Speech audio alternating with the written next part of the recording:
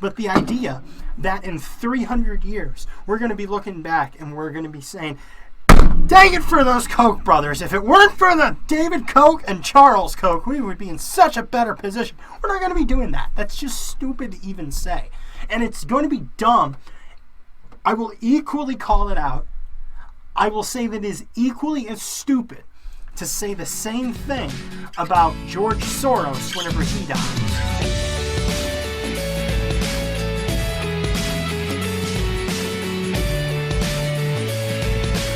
Hello everyone, my name is JD and this is Logan. And this is the WireTap brought to you by the Conservative Wire.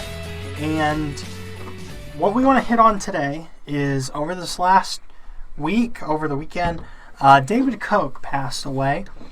And immediately on social media, in the news media, everyone was ecstatic. Everyone on the left anyway was absolutely overjoyed by the fact that this boogeyman, this villain, had died.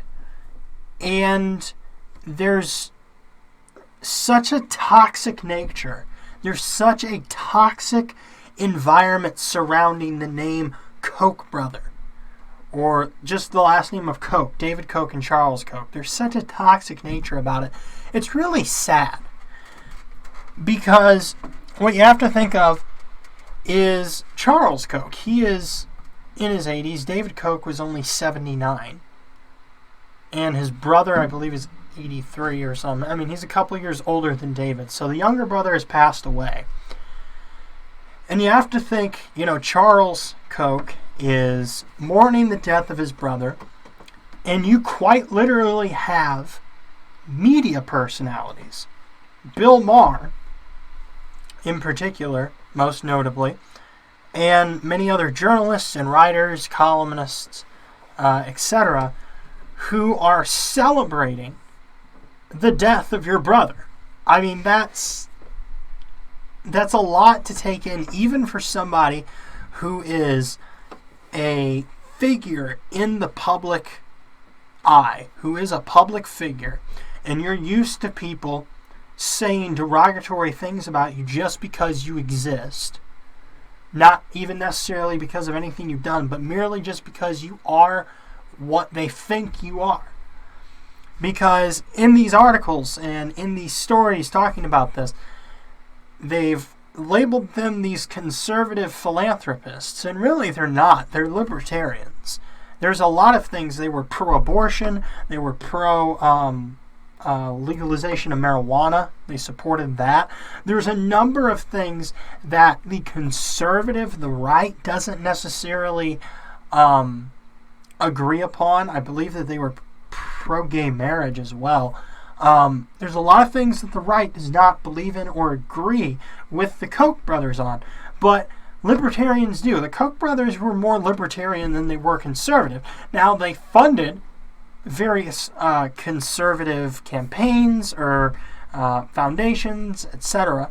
They did that, but that's really no different than George Soros for the left, who quite literally funds a buttload of what the left does. They were only fiscally conservative. Yeah, fiscally conservative. Socially, they were quite liberal in the sense of not like progressive liberal, but they were just liberal free in terms of social stuff, which is pretty well where a libertarian lands. That's where they fell into. They didn't support Trump in 2016, and I believe that they had no plans on supporting Trump in any which way in the upcoming election at all either. But for some reason, the Koch brothers, and I don't know if it's because of the Tea Party, because they were large financiers of Tea Party candidates and the movement itself and the rallies, everything like that. I don't know if it's because of that they are so vitriolically hated. But I think at this point, most people don't even remember the Tea Party outside of those who were actually in it, outside of those who actually were a part of it, or just Republicans in general. Yeah. A normal person probably does not even remember the Tea Party because that was almost 10 years ago. I mean, as hard as that is to believe, the Tea Party sweep across America was in 2010. Yeah, it was. And you know that started after Obama was elected in 2008 and in 2009. So really, yes, 10 years ago is whenever the Tea Party actually formed and did something. And it's become kind of obvious that was more of an anti-Obama movement than it ever was a true conservative movement, because your personalities and your figureheads who were spearheads of the Tea Party all have kind of fallen away and have went their different ways in terms of their conservative ideology. Much to the I mean, they've gravitated toward hyperpartisanism rather than actual true conservatism. But let's get back to David Koch, and this is from Fox News, and it has in here a lot of tweets that come from, as I said, personalities, writers, columnists, etc., who were commenting on the death of Koch, and he died. Well, I mean, it was announced Friday morning. Charles Koch came out and made the announcement about his brother, and immediately, as I said, it just the vitriol and the claws and quite frankly the celebration started. Liberal writer Oliver Willis wrote, "When a bad person dies, they don't suddenly become a saint. Their legacy of destruction and pain doesn't just float away. David Koch is dead. We have to deal with the fallout of his villainy for hundreds of years." David Koch, his villainy for hundreds of years. We don't even directly deal with anything from, and this is going to be controversial to many people, but from slavery. And slavery was prevalent all the way until the 1860s. That was only about 150 years ago. Yeah. And we don't deal with any of that anymore. The idea that this one man, and if you're going to go with the one man route, let's look at Rockefeller or any of the other robber barons, as they're called. I mean, we don't deal with any of their nefarious activity, as it's taught, nowadays, how nefarious and evil these people were. His legacy won't last that long. Okay, the people that he's funded to this day will not be here in 100 years. The evil Carnegies of the world and the Rockefellers and I don't even know who else, I hate to break it to you, but everybody that he's supported, everything he's funded, will be dead or likely gone in 100 years. Yeah, I mean, any real contribution that he makes, because this is the way that the world works. Everything fades to dust. Eventually, you fade to dust unless you are in the history book, so to speak. Unless you are this notable name who changed the world while you were alive. Eventually, your name will fade away. And even so, those people from before don't affect us directly anymore. I mean, indirectly. Because, the person who... the person who invents the wheel, we built upon that. But he doesn't directly affect us anymore. The person who made the cotton gin doesn't directly affect us anymore. We've advanced from just that original product, that original thing that has been made, or that advance that was made. We've advanced from steamboats. We've advanced from horseless carriages. We're moving toward hydrogen cars. We're moving toward the Hyperloop, with Elon Musk. And, you have SpaceX and Tesla and all of these companies. We're building upon each other. You look upon the notable figures and their ideas. You look upon the past of the Henry Fords of the world. As we mentioned, the Carnegies, the Rockefellers, George Washington Carver, I mean, if we're going to go down this route. I'm sorry Edison, to say that Westinghouse, Tesla himself, Nikola Tesla. the Koch brothers, they haven't done that. I mean, yeah. I mean, they've not revolutionized the world. They're influential. I mean, they have influence, they have power, but the idea that in 300 years, we're going to be looking back and we're going to be saying, dang it for those Koch brothers. If it weren't for the David Koch and Charles Koch, we would be in such a better position. We're not going to be doing that. That's just stupid to even say.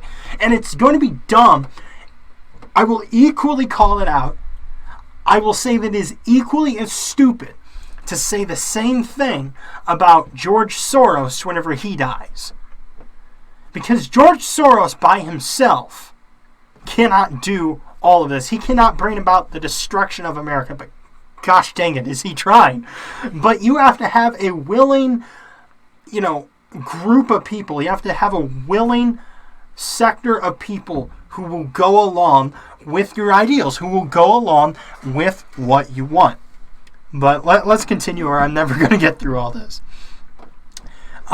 Josh Gondelman tweeted, David Koch has died. In lieu of flowers, please construct a shadow network of tax-deductible shell companies to donate to the further perpetuation of environmental destruction and income inequality. Grant Stern. They all start like this for some reason. David Koch is dead, but his legacy of destroying the environment, fostering income inequality, and manipulating our democratic process to favor minority rule will live on for a long time.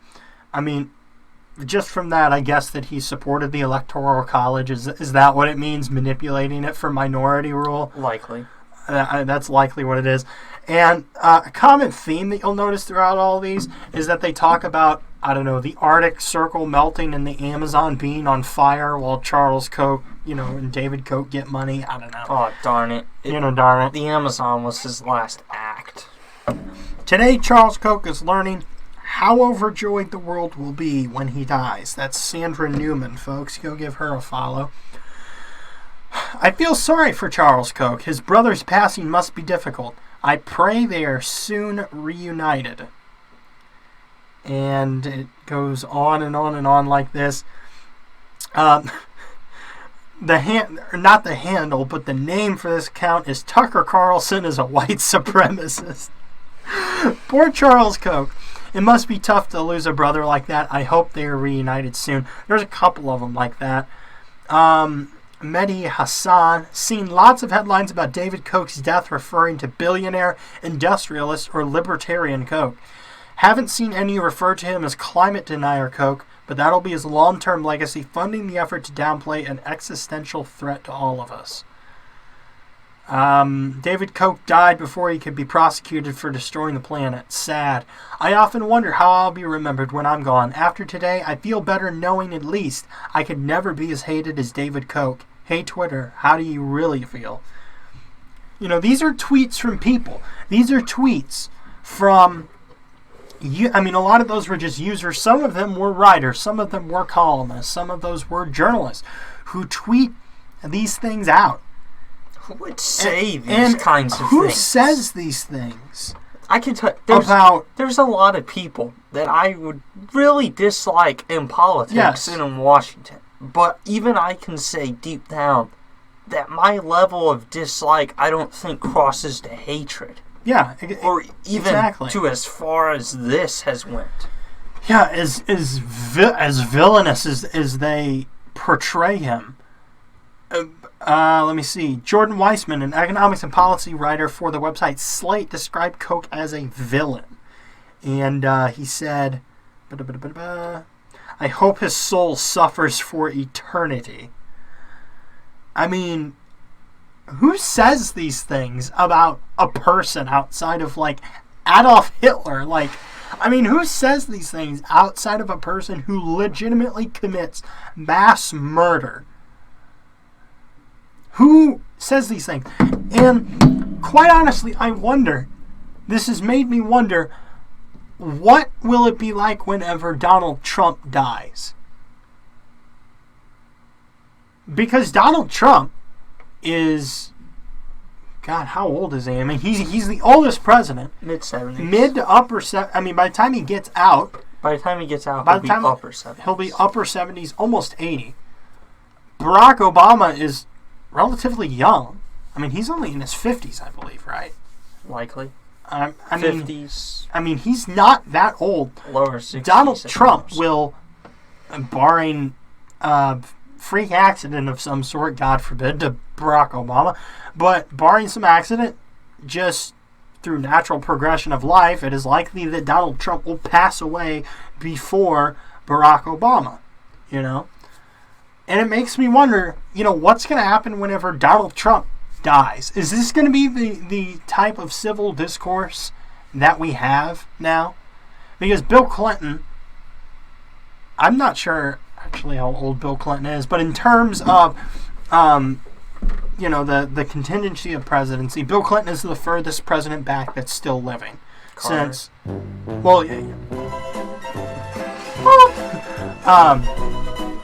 Jimmy Carter. Actually. Fact check. I wasn't thinking of Jimmy Carter, to be totally honest. Yeah, Jimmy Carter. And then you have Clinton, because H.W. just died, what was it, 2 years ago? 1 or 2 years ago. Yeah. And, Bush is still kicking around with Jeb, and you have Obama and Trump. But it just makes you wonder what kind of civil discourse that you'll have. Because whenever Carter dies, because that man is well into his 90s by now, whenever Carter dies, even though that he has long been regarded, up until Barack Obama, arguably, one of the worst presidents in American history, I'm sure that you're not going to have... The nation will likely come together. Yeah, I'm sure that you're not going to have people spitting vitriol all over the place, mainly for one, because Carter was president all the way back in the 70s. I mean, it's been a solid 40 years since the man has been in, public office, public eye, anyway. 40 years. But it makes me wonder what will happen. What is the current nature of our political climate with this kind of stuff? This is Ian Michael Black who tweeted this. He said, in lieu of flowers, same thing. Like, a lot of these just kind of echo each other. It's like these leftists and these liberals just feed off of each other, and they read these tweets, and then they're like, ooh, I can do one better. And then they tweet something out, ooh, I can do that better. In lieu of flowers, the family of David Koch requests the mourners simply purchase a Republican politician. This is from L. This is a user just called L. Reminder, when horrible people die, it's okay to say they're horrible. Don't speak ill of the dead is horrible advice. Dying doesn't suddenly make someone no longer culpable for the immense harm that caused. David Koch was bad when he was alive and is still bad now. That's all caps. It is still bad now. I mean, the man is dead, so I'm not really sure how much heinous activity he can do. But this is from Will Bunch. He says, I'm sure David Koch loved his grandkids or whatever, but the reality is that he and his greedy generation in big business and politics set the world on fire from Alaska to the Amazon, and now they won't be around to watch the flames consume the rest of us. Now, as we've said before, we're here in the great state of Missouri, directly in the center of the nation, and this wildfire from Alaska to the Amazon, I guess, has not reached us. It's somehow missed us. It missed us. It has put a nice little circle around the St. Louis area. I think so. And it's totally ravaged the rest of the United States. It's because of the Mississippi River. I guess. Protecting us. It's protecting the rest of the nation from it. But it's somehow missed us, this wildfire that he talks about that's burning. I mean, sure. I mean, if we want to talk about California, I guess that you can make that case that, yes, California is on fire, but they caused that themselves without, due to their prohibition of controlled burns. Well, it could be, it's rained here these last few days, so maybe that's extinguished it around us. Maybe it's extinguished it. But with all that warming, it's surprising that we've had rain, It is 20 degrees below the average temperature today. Oh, yeah, today. I mean, it's global weirding. Everyone remember that phase of global weirding, and then it became climate change? Because the whole global warming thing wasn't working, because you had a lot of scientific evidence come out that was like, wait, the Earth isn't really warming. It's just climates are changing across geographical areas. So then we had to change it to global weirding, which that just sounded absolutely stupid. So sounded like you couldn't pronounce warming. And so then we just changed it to global weirding. But I mean, it has been below temperature. And I mean, even though if the Earth is getting hotter, theoretically more water vapor or more water should evaporate, creating water vapor, which will create clouds, which will in turn, we could water the desert. Block out the sun. The Earth is warming. All right, so let's move on from what we've been talking about. Let's change gears a little bit. On Friday, and it's amazing how these kind of things usually take place on the same day, but with the contrast that you had with people reacting to David Koch dying, let's look at this news from Ruth Bader Ginsburg, as it was announced on Friday that she had had a malignant tumor removed from her pancreas. And it appears as though everything's went well. And Ruth Bader Ginsburg is no stranger to cancer. In 1999, she had colorectal cancer. 2009, she was diagnosed with pancreatic cancer. She's 86 years old. She's done this before. It's like her fourth or fifth bout with it. Yeah, I mean, at least her third or fourth. And let's look from the evil man in chief himself, Donald Trump, and what he said about Ruth Bader Ginsburg after, and this is from USA Today, after the announcement Friday that Ginsburg had just finished 3 weeks of radiation therapy, Trump said, "I hope she does really well. I'm hoping she's going to be fine. She's pulled through a lot. She's very strong, she's strong, very tough." What an evil man is he? What an absolutely evil man. I was going to say... But that's what you would expect the media to say. I wonder what the contrast would be if you had Brett Kavanaugh, if you Neil had Gorsuch, Clarence Thomas, who came down with an ailment like this. If you had one of the conservative justices, what would happen if one of them had cancer and one of them had these cancer treatments and all of this kind of stuff? And President Trump himself, saying that he hopes that she gets well. And this is from Newsweek. And there were other conservatives on Twitter who kind of echoed the same thing. This is from Meghan McCain, the daughter of the late John McCain. She said, "I truly, utterly, absolutely effing hate cancer, and I'm sending..."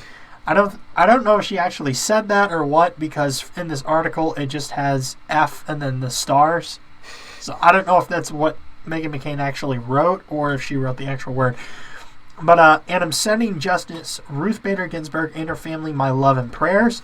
It is a very difficult thing to go through publicly, but I wish her nothing but a swift and speedy recovery. Of course, you had David Axelrod saying, giving Ruth Bader Ginsburg his best wishes. But on the left, the contrast was that they were thinking of this, again, in purely political terms, that this could further shift the balance of power in the Supreme Court if Bader Ginsburg leaves, has to retire, or she does, in fact, pass away. Ryan Fournier, who is the leader of Students for Trump, tweeted out and said, "Despite politics, we should never wish harm or death on anyone. We are better praying for Justice Ginsburg." So you have this contrast, and again, the left is thinking of this in political terms. And in fact, I'll just go ahead and read you what David Axelrod said. He said, "This may be the biggest and most portentous news on the already tumultuous day. All good wishes to Justice Ginsburg, of course, but this could be a prelude to an absolutely titanic battle." And that's what the left is afraid of. That's why they freaked out so much whenever Kennedy left, because that was unexpected. They totally freaked out whenever Kennedy left, because Trump... It's not fair. Trump got one. He already got his Supreme Court pick. He got Gorsuch. And then, along comes Kavanaugh. And if if Ginsburg leaves, the world is going to be thrown into a tailspin in leftist America. Honestly, I feel like after 2020, it's a true toss-up if Ginsburg will leave. Yeah. I always said I feel like she would hold out through the first term of the Trump presidency to see if it would change. Yeah. In 2020, but let's get real. If Trump wins in 2020, she'll be 91 by the time of the next election. And, of course, with this news, people on the right are, there's rumblings of, if Ginsburg does leave, who is it? Name that I've heard that is at the top of the list is Amy Coney Barrett, which was... She was at top of the list she was at the top of the list last time, but Brett Kavanaugh got the nod. I liked her. I mean, it makes sense, a woman for a woman, if you're thinking in identity politics terms. But there's this huge contrast between the way that the right reacted to the news of Ginsburg and the left reacted to the news of David Koch passing away.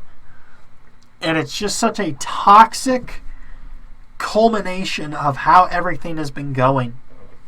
And the way that over the last 3 years, our politics and the way that we discuss these issues is just a sewer. And it's helped, it's aided and abetted by the use of social media. You see these things on social media, people with anonymous accounts, people, with these followers and echo chambers that they create for themselves. And it's creating this just overall toxic dialogue. Yeah. That's ultimately what this is a result of. So we want to thank you all for joining us on this edition of the WireTap. On whatever medium you're following us, SoundCloud and YouTube, make sure you like, you subscribe, follow.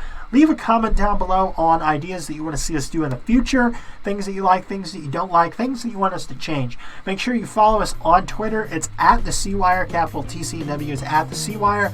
And for Logan, I am JD. Goodbye, God bless, and we will see you in the next episode.